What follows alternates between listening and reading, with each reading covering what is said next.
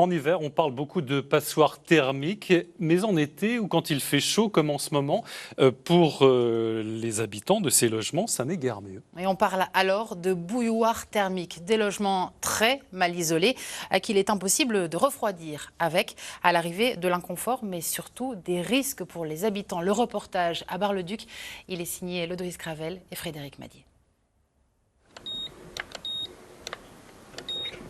46 degrés. Telle est la température relevée à 14 heures sur cette fenêtre exposée au soleil. Dans le séjour de cet appartement, l'air ambiant est à 28 et le thermomètre continue de grimper. Ici, le ventilateur est à l'arrêt. La locataire n'a pas les moyens de le faire tourner. Sous couvert d'anonymat, elle a accepté de témoigner. La chaleur se fait de plus en plus intense dans les appartements, donc aucune isolation, des fenêtres qu'on ne peut pas ouvrir, qui sont plus aux normes, et on a des chaleurs insupportables où c'est invivable, avec 32 degrés dans la pièce principale l'après-midi et 26 le matin à 9 heures. Aucun volet pour s'isoler du soleil, cuisine, pièce principale, véranda, qui sont en plein soleil sans volet, où il fait des chaleurs de 50 degrés sur les vérandas. Construit en 1969, ce bâtiment de 5 étages abrite des logements sociaux.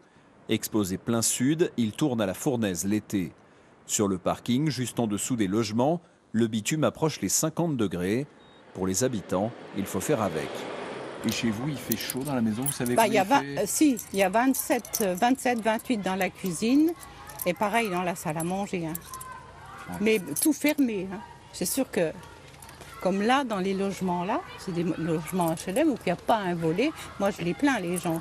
Et c'est ce que je dis toujours, je ne comprends pas qu'on nous répète la chaleur, la chaleur, la chaleur, et qu'on ne fait rien, qu'on ne met pas de volet à tous ces gens-là.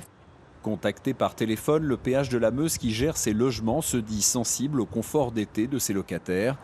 En 2022, l'office a investi 21 millions d'euros dans son parc immobilier, notamment pour la réhabilitation des immeubles collectifs.